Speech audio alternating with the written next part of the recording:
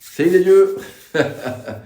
Aujourd'hui, on aborde les 10 habitudes à abandonner pour être heureux et libre après 50 ans. Bon, alors, si vous me découvrez par cette vidéo, heureux de vous accueillir sur ma chaîne qui est dédiée, donc vous l'avez compris, aucun cas qui veulent être libre et heureux. J'ai aussi un blog qui s'appelle Être libre. Vu mon profil, donc ce blog ou cette chaîne s'adresse plutôt aux hommes, mais bien sûr les femmes sont les bienvenues. Allez, c'est parti, réglez votre son, ajustez vos lunettes, Maintenant, voilà, installez-vous bien dans votre canapé et interdit surtout de s'endormir, hein. Bon, alors, pourquoi le bonheur après 50 ans commence souvent par un renoncement? Après 50 ans, beaucoup d'hommes qui ont eu un beau parcours, par exemple professionnel, mais d'autres aussi, ressentent une sorte de drôle justement de sensation où extérieurement, on va dire tout va à peu près bien, mais intérieurement, il y a quelque chose qui coince.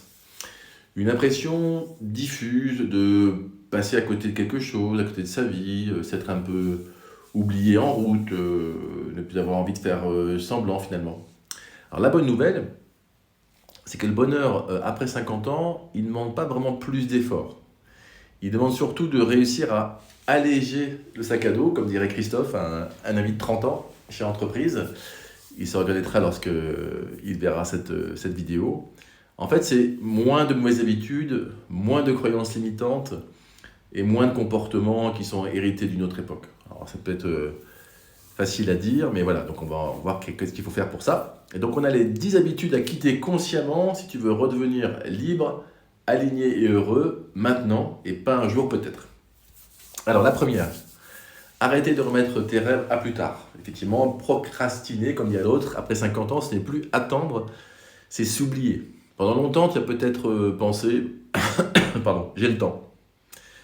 Aujourd'hui, tu sais que le temps est précieux. Quand tu as passé la cinquantaine, tu te dis, ah ouais. Et pourtant, combien de projets dorment encore dans un coin de ta tête où tu te dis, bon, on verra plus tard. Écrire un livre, voyager, changer de rythme, transmettre, créer quelque chose qui a du sens. Bref, la liberté commence le jour où tu fais un premier pas, même s'il est imparfait. Oublie le plan parfait. Oublie la peur de mal faire. Commence petit, mais commence maintenant. Number 2. Arrêtez de se plaindre, arrêtez de plaindre, arrêtez de blâmer les autres et les circonstances. Voilà, reprendre le pouvoir sur sa vie après 50 ans. On a tous des excuses, les parents, le patron, la société, l'économie, l'âge, enfin bref, voilà. Chercher un responsable est humain, mais à long terme, ça enferme, ça t'enferme. Alors blâmer, effectivement, c'est abandonner son pouvoir. Pourquoi? Parce que assumer, effectivement, c'est le reprendre. Tu n'es peut-être pas responsable de tout ce qui t'est arrivé, mais tu es responsable, en fait, de ce que tu choisis d'en faire aujourd'hui. Et c'est là que la liberté commence. 3. Arrêtez de résister. Et arrêtez de résister au changement. Pourquoi? Parce que le changement n'est pas l'ennemi, en fait, c'est la condition de la vie. Rien ne reste figé, pas même les montagnes. Alors c'est sûr que c'est sur un temps très long, mais elles évoluent aussi. Alors imagine-toi. C'est surtout qu'après 50 ans, en fait, on peut te tenter de s'accrocher à une situation connue, à une identité passée, à une version de soi qui rassure, mais qui n'évolue plus. Sans changement, en fait, il n'y a pas de renaissance. Accepter le changement, ce n'est pas renoncer à ce que tu as été.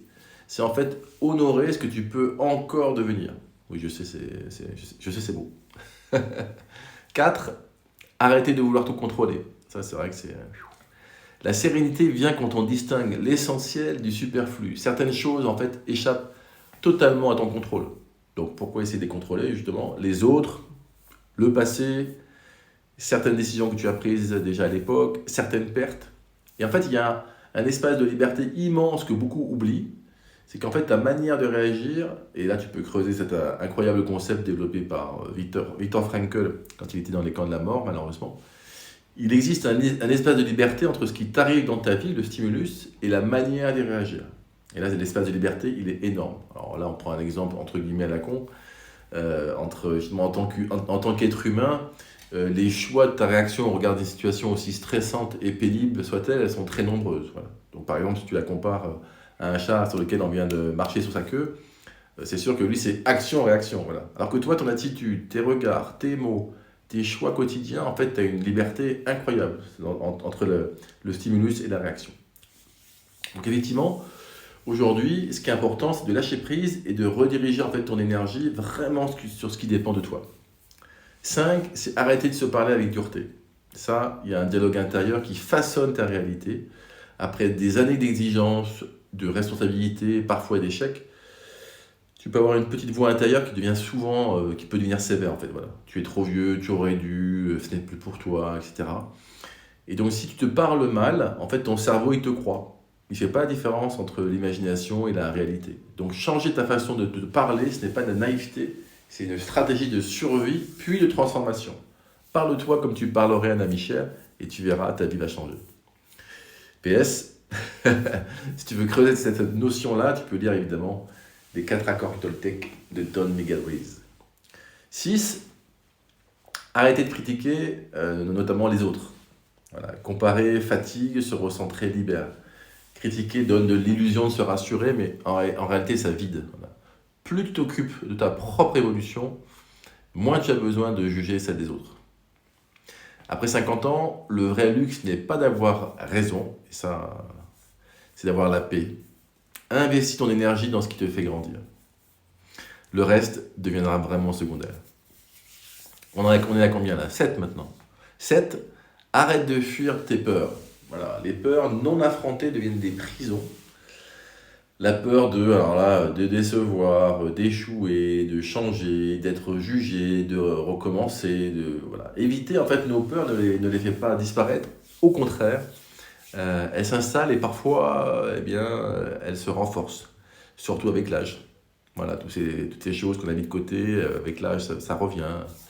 Donc affronter une peur pas à pas, c'est récupérer une part de soi, effectivement. Un pas, puis un autre, et soudain tout s'éclaire.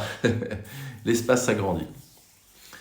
8, ça, arrêter de vivre dans le passé ou le futur. Quand on a été patron d'entreprise, on a souvent ça en tête.